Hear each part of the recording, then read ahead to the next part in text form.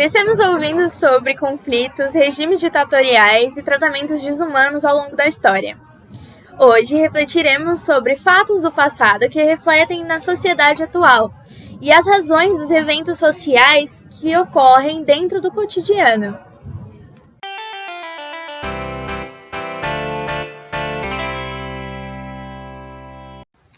Olá, eu sou a Piace. Eu sou a Maria Clara. E esse é o Arlindo Cast. Hoje nós estamos aqui com o nosso entrevistado, professor Vicente. Olá!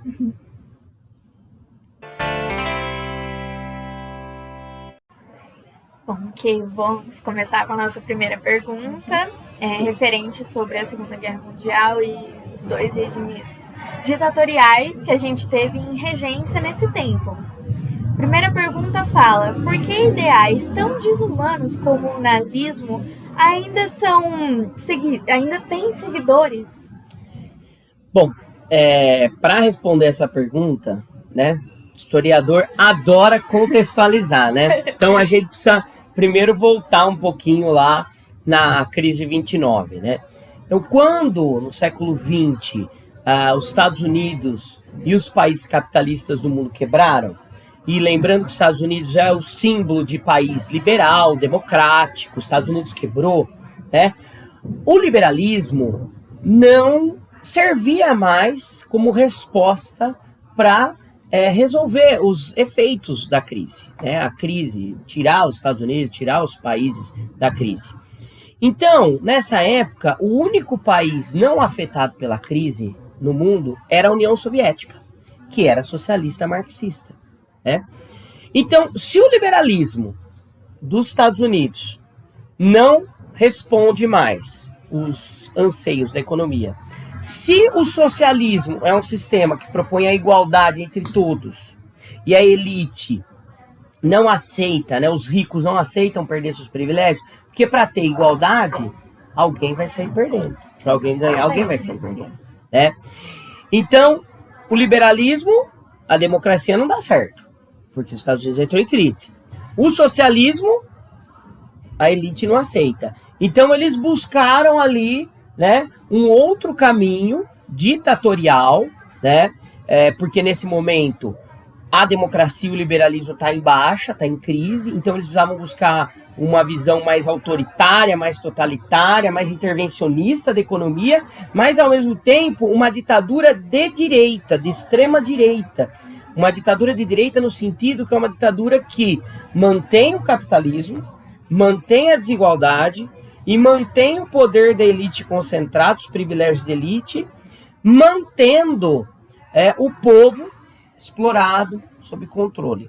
Então, nessa perspectiva, aí, com a decadência da democracia liberal, nós temos duas ideologias, então. O marxismo, que é baseado na luta de classes, então o proletário, que tem que lutar contra o burguês para conquistar direitos trabalhistas, melhores condições de vida, né? E o fascismo vem de feixe, que é união, o símbolo é um cinto, né? É um cinto unindo ali as varetas, né? A sociedade da Itália. Faccio, feixe, fascismo. A união das classes sociais. Então, enquanto no marxismo nós temos uma luta de classes, no fascismo nós temos um colaboracionismo das classes. Você, pobre, operário, você tem que trabalhar certinho para agradar o seu patrão e desenvolver a sua empresa. E quem sabe um dia, se a empresa crescer, você vai ganhar um salário melhor. Então, no fascismo, eu tenho um colaboracionismo das classes. O operário não é inimigo do empresário. Eles são amigos, são unidos. E dentro dessa perspectiva, o Estado fascista, ele intervém na economia, concede alguns direitos trabalhistas para meio que manipular o povo, para falar, olha, eu estou te ajudando, eu estou criando ali um sindicato, mas um sindicato controlado. Eu estou criando uma legislação trabalhista, mas o salário mínimo é baixíssimo. Toda a legislação trabalhista é super, assim, para manter o trabalhador controlado, mas proíbe as greves e manifestações. Então, quer dizer, o trabalhador tem que trabalhar, ganhar pouco, ser controlado e não pode se revoltar, não pode se manifestar. Quando um trabalhador perde o direito de se revoltar, de se manifestar, de criticar, quem que sai ganhando? O empresário, a elite, os ricos. Para o rico, nada melhor do que um funcionário ganhando mal, sendo explorado e sem ter o direito de reclamar, de lutar, de participar da política, de lutar por seus direitos, né, de fazer um sindicato autônomo. Então, o que eu estou querendo dizer para vocês? Por trás do fascismo e do nazismo, nós temos os grandes empresários da Itália, da Alemanha, que apoiaram esse sistema. Por quê? Democracia liberal não dá. Então nós queremos um governo mais forte, mais intervencionista, mas não queremos socialismo, que é extrema de esquerda. Então vamos de extrema direita. Vamos no governo mais capitalista, explorador, mas ao mesmo tempo intervencionista. E aí, dentro dessas ditaduras, você tem sempre um romantismo dos políticos, né? As pessoas enxergam os políticos como um Deus, um salvador da pátria, uma visão romântica. Porque o que é o político, né? Se a gente pensar bem, o que é o político? É um servidor público, né? Que deve trabalhar pelo povo. Não é um Deus, não deve ser colocado num pedestal. Mas nas ditaduras, e isso vai acontecer tanto na ditadura fascista quanto na socialista, em todas as ditaduras, né? Tem um romantismo, né, dos políticos. Então essa coisa de ser apaixonado pelo político. Por quê? Porque existe todo um culto da personalidade, né? Eles investiram muito, Goebbels na Alemanha nazista, investiu muito, que era o ministro da propaganda, né? Investiu muito na publicidade, na propaganda, sempre cartazes colocando o Hitler com as crianças, o Hitler fazendo o desenvolvimento da Alemanha, melhorando o país, tirando o país da crise. Então existe todo um culto à personalidade, isso na Alemanha nazista, na Itália fascista. E aí não é mera coincidência, né? Depois da crise de 29 eu tenho Alemanha nazista, com Hitler, Itália fascista com Mussolini, Espanha com Franco, que também foi apoiado pelo Hitler, Portugal, Salazar, e Getúlio Vargas no Brasil, que foi um ditador fascista também. Se aproximou muito do fascismo no Brasil. Até no Brasil tem um crescimento do Partido Integralista, tudo que previa essas ideias, né? Então, em momentos de crise, quando tem uma crise econômica, uma crise política, as pessoas têm essa tendência, principalmente num país onde a democracia não é bem consolidada, as pessoas têm uma tendência a buscar o caminho mais fácil, a achar que a ditadura vai resolver os problemas, né? A achar que um governo mais intervencionista, mais forte, vai resolver os problemas. E o Brasil, né, falar agora mais especificamente no nosso país, ele tem uma herança monárquica e ditatorial muito forte. O Brasil durante muito tempo foi um império, 1822 a 1889, uma monarquia. Depois da República Velha não havia democracia. Depois ditadura Vargas, depois ditadura militar. Ou seja, a gente não tem um amadurecimento democrático. Se você comparar Estados Unidos, tem 240 anos de democracia. Reino Unido tem 300, desde a Revolução Gloriosa, 1688, mais 300 anos de democracia. O Brasil tem 30, 40 anos mal contados. Então essa tendência ditatorial no Brasil é muito forte. Ficar endeusando, romantizando os políticos, né? Então, em momentos de crise econômica e política, esse romantismo e essa visão ditatorial, esse povo pedindo intervenção militar, tudo isso vai aumentando. Por quê? Porque falta um amadurecimento democrático. Muito bem explicado. Você tem alguma coisa para... alguma dúvida? Por enquanto, não. Ou alguma coisa para complementar? Não, eu tô ansiosa pra segunda pergunta. Ok, então vamos para a segunda pergunta. Eu achei muito bem explicado, me esclareceu algumas dúvidas que eu tinha. Principalmente do porquê os populares, assim, a massa mesmo, ainda tem a tendência a pedir por um regime Ditatorial, o que não faz nenhum sentido. Né? Até faria, porque, como ele disse, o Brasil sempre teve uma aparência assim como ele disse, são 30, 40 anos mal contados. De democracia. Então, o Brasil não tem aquela aparência de uma coisa certa. A gente está acostumado com o que nos deram, assim. Como alguém te oferece e você não tem outra opção, então você escolhe o que tem. A herança, né? Ditatorial é muito forte, né?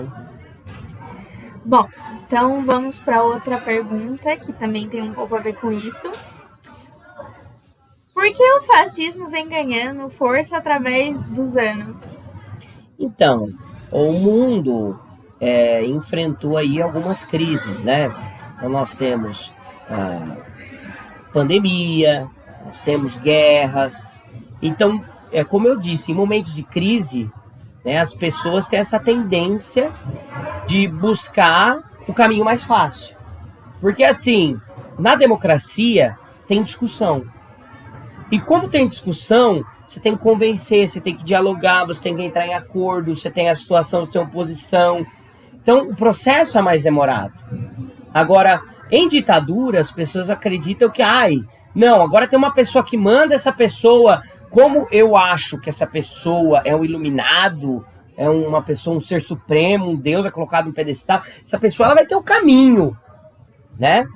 Para levar o meu país. O Hitler tinha o caminho para levar a Alemanha, não tinha discussão. Ele que adotava as políticas, o Mussolini, o Getúlio Vargas no Brasil. Então, quer dizer, as pessoas, o ser humano, principalmente numa sociedade onde a educação não é valorizada, o ser humano tem uma tendência de seguir lideranças.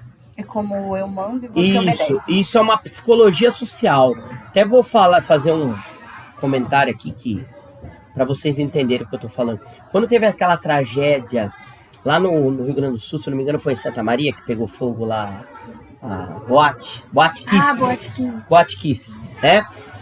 Analisando as câmeras de segurança lá da Boate Kiss, a polícia percebeu que eles estavam ali na boate, né? Começou a pegar fogo, e aí ninguém sabia o que fazer muito bem. Todo mundo ficou meio perdido. Aí uma pessoa correu pro banheiro. Adivinha o que aconteceu? Todo mundo foi. Por quê? Em momentos de crise, que você tá acuado, que você não sabe muito bem o que fazer, quando aparece uma pessoa e fala, não, esse é o caminho, você não pensa. Você só vai. Num momento de desespero, eu acho que qualquer solução que você acha não, válida, aquela pessoa foi pro banheiro, ela foi pro banheiro com, né, é o melhor caminho. E aí todo mundo se perguntando, mas por que eles não foram pra porta? Por que eles não foram pra saída? Não, correu todo mundo pro banheiro. E aí todo mundo morreu no banheiro. Porque no banheiro não tem lugar pra sair, né? Você vai sair por uma janela? Uma janela pequena, né? Uma coisa. Então por que todo mundo... Porque você pensa, morreram na porta, na entrada, na saída. Não, morreram no banheiro. Porque alguém teve essa ideia. E aí bastou um líder ter a convicção de que o melhor era ir para o banheiro, que levou a maioria das pessoas à morte. Então, quando nós estamos em crise, aí parece um salvador da pátria, uma pessoa que leva por um caminho, as outras, o ser humano tem essa tendência, né, de seguir aquilo. Então, como o mundo vem passando por algumas crises, né, esses partidos de extrema-direita, com amplo apoio de alguns empresários, que infelizmente apoiam até hoje, né, esses países vêm ganhando força, né? E aí tem toda essa conexão com a religião também, que acho que nós vamos falar um pouco na próxima pergunta. Que eu vou fazer agora.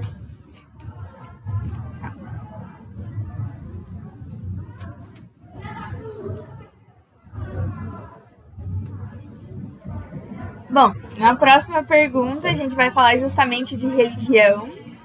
E, bom, por que a religião está quase sempre ao lado de regimes ditatoriais? Nós vamos fazer aí uma reflexão, né? Pensar que não a religião, né? Mas, assim, alguns políticos usam da religião, né? Para legitimar as suas propostas. o que é uma tremenda de uma contradição, né? Então, por exemplo, um regime ditatorial onde o ditador é a favor da tortura, é a favor da morte de parte da população que discorda, né? É a favor dos armamentos, é a favor da violência. Como isso pode estar ligado à religião? Sendo que a base do cristianismo é a paz, é o amor, é o perdão, né? Quando tem até uma passagem, quando Jesus foi preso e Pedro tirou a espada, Jesus mandou Pedro guardar a espada. Muitos queriam que Jesus fizesse uma revolução, porque os judeus eram oprimidos pelos romanos, na época lá do Império Romano, mas Jesus não quis fazer a revolução. Ou seja, Jesus não quis se envolver em questões políticas, Jesus não quis se envolver com a violência. Então, como que um cristão pode apoiar, né, essas propostas? É uma tremenda uma contradição. Mas, infelizmente, esses políticos, eles se aproveitam da religião para passar uma imagem de que eles são cidadãos do bem, pessoas de família. Aí quando a gente pega, né, o fascismo no Brasil, o lema é Deus, pátria e família. Quer dizer, Deus, nós somos a favor da religião, a pátria, o nacionalismo, né? Brasil, acima de tudo, o nacionalismo, a bandeira, a nação. E a família. Deus, pátria e família. Nós somos a favor da família. E a família tradicional, cristã. Não é a família homossexual, nem a família... Não, nada disso, né? Então, assim, eles usam dessa visão deturpada, na minha opinião, da religião, para legitimar esses regimes, né? Essas ideias, o que é uma grande contradição. Se você pegar no Brasil, por exemplo, a questão da redução da maioridade penal, né, que vários políticos defendem, a Igreja Católica e vários segmentos da Igreja Católica, como os salesianos, são contra a redução da maioridade. Porque, assim, não dá. O cristianismo, ele propõe que o ser humano pode ser convertido, pode encontrar um caminho melhor, né, um caminho de paz, de amor. E aí as pessoas são levadas a defender propostas que são totalmente contrárias, porque é a publicidade, né, é a falta de conhecimento, num país onde, infelizmente, a educação pública também é muito aquém, né, do que deveria ser. As pessoas são facilmente manipuladas, né? Então as pessoas não compreendem o que é o cristianismo, também não compreendem a política e são levadas, como você falou, por frases de efeito, por slogans, palavras curtas. Hoje em dia ninguém mais lê o artigo, né? Todo mundo só lê a manchete, né? Tem que escrever pouco. O que chama a atenção é o que a gente gosta. Vídeo curto. Então esse aqui é a favor, né, da família, da religião. E a verdade é que por trás de tudo isso tem uma questão muito econômica, né? Alguns governos ajudam e muito economicamente algumas igrejas, e essas igrejas, para continuar recebendo o dinheiro do governo, apoiam determinados políticos. Não porque esse político é religioso.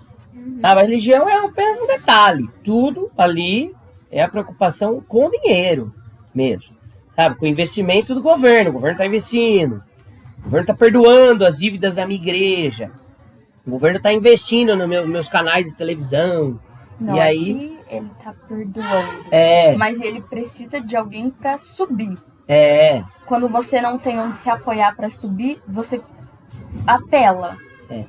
Você vai apelar por quê? Pela amizade? Não, você vai apelar pelo dinheiro. Pelo dinheiro. Você vê, no Brasil, várias igrejas tinham dívidas trabalhistas, né, gigantescas aí com o governo, que eu também acho assim, uma coisa muito complicada no Brasil, a igreja não pagar imposto, ou pagar pouquíssimo imposto, porque todo mundo paga imposto, né?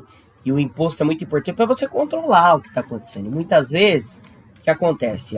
Algumas igrejas, não todas, né? Não vou generalizar, né? Tem igrejas muito sérias, né? Mas algumas igrejas acabam lavando o dinheiro do tráfico. Como a igreja não paga imposto, né? A igreja lava o dinheiro do tráfico e financia o político. Então é o tripé perfeito no Brasil. Tráfico, igreja e político. Porque o traficante tem dinheiro, mas não pode gastar. É o Breaking Bad. Ele tem muito dinheiro, mas não pode gastar. Aí o Walter comprou um lava-rápido, né? Pra poder lavar o dinheiro lá no Breaking Bad. Então, precisa lavar o dinheiro. Quem lava? Qual que é o melhor lugar pra lavar dinheiro no Brasil? Igreja. Porque a igreja não paga imposto. Então eu dou pra igreja, a igreja me devolve uma cobra, né? Devolve o dinheiro, já vem abençoado, né? Eu posso gastar tranquilamente. Aproveita e limpa meus pecados. E aí você patrocina um político para esse político manter esse sistema, né? Então, Sim. assim, hoje em dia você tem uma... Aliás, isso é uma herança, né? Desde a época da colonização, os padres jesuítas diziam que a colonização do Brasil vai ser na base da cruz e da espada. Se não aceitar a fé católica, vai ser escravizado. Tanto que a marca de uma cidade no Brasil, cidade portuguesa, é a igreja e o pelourinho. É a igreja e a praça da frente, que era onde ficava o tronco. Depois, com a independência, a monarquia, o império, onde aquela visão onde o rei era escolhido por Deus, né? O império manteve a escravidão. Até 1888. O Brasil foi o último país da América a abolir a escravidão. Então, olha lá, a religião e a violência. Depois da ditadura militar, né? A passeata, a marcha com Deus pela liberdade e a família, que aconteceu um pouquinho antes da ditadura militar, que defendia a religião, a liberdade, a família, né? Torturava as pessoas, matava as pessoas. Então, olha lá, violência e religião, que é totalmente contraditório. Isso é Brasil, né? Isso está muito forte ainda. A gente precisa amadurecer muito a democracia, né? Estudar muita história para não repetir os erros do passado, sociologia, filosofia, tudo, né? Geografia também, todas as disciplinas, e melhorar a educação como um todo, né? Para assim amadurecer a democracia, que o nosso bem maior é a democracia. A ditadura nunca é legal, né? Pode ser ditadura de extrema direita, ditadura de extrema esquerda, porque tira a liberdade das pessoas, né? Então a gente não tem noção do que da importância que é você ter a liberdade de questionar, de participar, de lutar por um país melhor, porque uma coisa é você se manifestar para perder o direito de se manifestar, né? Então, né, hoje em dia isso está acontecendo muito no nosso país, as pessoas se manifestando para perder o direito de se manifestar. Porque se o Brasil fosse ditadura militar, essas pessoas poderiam estar se manifestando? Definitivamente não. Estariam todos presos, torturados, né? Já tinha acabado rapidinho. Só está acontecendo porque nós somos uma democracia, porque nós temos liberdade. Essa questão da liberdade, eu acho que é uma coisa muito difícil de se falar, porque a gente é educado dentro de casa a aceitar e nunca questionar. Então é uma coisa... é uma herança que já vem. É uma herança, mas tem que ser uma coisa questionada dentro de casa. Porque se dentro de casa você já aceita sem questionar, imagina fora. Mas por isso que nós precisamos formar uma nova geração. A gente precisa formar uma nova população, né? Mas assim, como você falou, o machismo já vem ali implícito mesmo, vem ali o racismo de uma forma assim... sorrateira, eu diria assim, uma forma disfarçada, mas tá lá. Meninas que têm irmãos no Brasil, tá? Não sei se vocês concordam, mas geralmente acabou o almoço de família, quem lava a louça? O menino fala assim pra mãe: eu tenho que jogar um videogame lá, não sei o que, no computador. A mãe fala: vai. Quem fica pra ajudar é a menina, porque já é uma educação, a mulher já é educada pra ser a serviçal, né? Pra ser a doméstica. A pessoa que vai fazer todo o trabalho. E- Mas você disse como a gente precisa reeducar uma sociedade nova. Como você vai E educar? é lento, Como é você vai demorado. educar uma pessoa que desde cedo já é educada para fazer outra coisa? Assim, ó, né, discutindo, fazendo esses espaços, discussão, porque isso é muito importante, aos poucos, o trabalho de formiguinha não vai ser em 1 ano, 2 anos, 3 anos, vai ser longo, a educação é longa, é um processo lento, gradual. Coreia do Sul, por exemplo, que promoveu um grande avanço de educação, foi de 30, 40 anos. E aí os políticos não querem isso no Brasil, porque os políticos estão preocupados com a próxima eleição. Né? Por isso que ninguém quer revolucionar a educação do país, que é lento, é demorado. Então, assim, o caminho é fortalecer a democracia, amadurecer as instituições democráticas, continuar investindo em educação, que uma hora vai demorar, vai ser lento, mas vocês, por exemplo, já têm uma certa visão. A hora que vocês estiverem lá, né, o tempo passa muito rápido.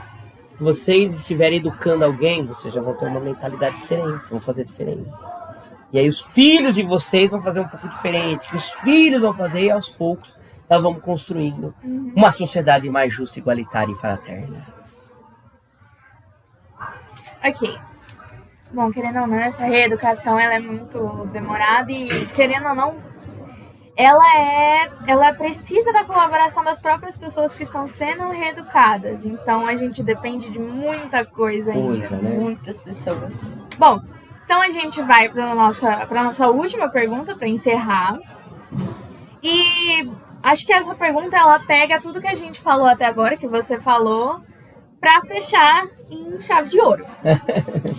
Por que é tão fácil das grandes massas se convencerem por promessas e frases de efeito? Isso é muito comum nessas ditaduras, o chamado populismo. Eu dou com uma mão e tiro com a outra, né? Isso vem lá da época do Império Romano, onde a população estava passando fome e o imperador Otávio criou as arenas de gladiadores e distribuía comida nos espetáculos públicos. É onde você dá distribuiu a mão uma e tira o braço. ração. Eu dou uma cesta básica, porque o pobre está tão acostumado a não ter nada, que quando cai uma migalha, o pobre se ajoelha. Isso foi em Roma, isso foi na era napoleônica, isso foi no Getúlio Vargas, e isso acontece até hoje. As pessoas se esquecem, são tão manipuladas, se esquecem de lutar por um trabalho digno, uma educação digna, saúde, né, moradia, e passam a valorizar um simples auxílio. Um auxílio já vai resolver meus problemas. É importante ter auxílio, claro, mas seria muito mais importante ter educação, saúde, moradia, emprego, né, de qualidade, distribuição de renda. E as pessoas são facilmente manipuladas por esses políticos, por esses auxílios, né? Então, tudo isso é muito importante, né?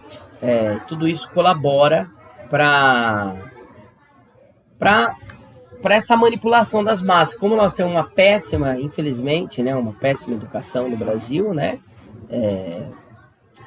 As pessoas são facilmente manipuladas, como nós já falamos. Mas eu acho que é muito aquela coisa do se contentar com o que tem. É. De não procurar mais. E isso já vem da educação, né? Essa moral do rebanho, essa moral de aceitar, né? Por quê? Porque as pessoas são educadas para a pobreza, para a escravidão, para a submissão. Isso é uma herança que vem lá atrás, é muito difícil mudar tudo isso. Uma situação meio até tosca, mas só para trazer um pouco de cultura infantil aqui, tem aquele filme, O Fuga das Galinhas, que tem uma cena muito específica que a protagonista, ela chega e pergunta: então tá tudo bem pra vocês ser criada pra ser degolada e depenada pra ser servida? E aí a outra galinha fala: é um meio de vida. É bem isso. Ser explorada é um meio de vida. Olha só. É uma aceitação muito grande com uma realidade completamente melancólica, cinza e vazia, sem sentido nenhum, para agradar qualquer que seja o nosso poder supremo. E que entra, você aceita o que tem, você não procura o que você pode ter. Sim. Quando você aceita o que você tem, você dá espaço para a pessoa nunca te ajudar a melhorar, a caminhar para frente. Em vez de você caminhar, você para. Se você para, você não procura algo mais, alguma coisa que te conforte. Sim. Se aquilo já serve, por que eu vou procurar mais? Perfeito. Bom, eu adorei o nosso bate-papo. Me Legal, engrandeceu bastante. Mas infelizmente a gente vai acabando por aqui. Muito obrigada, professor Vicente, pela participação. Eu que agradeço, sempre um prazer estarmos juntos. Se Deus quiser, estará aqui um pouco mais. E obrigada também, Maria Clara, por ser nossa âncora. Muito obrigada pela sua visualização. E a gente conta com você para mais vídeos. Beijo! Tchau, tchau! Tchau, tchau!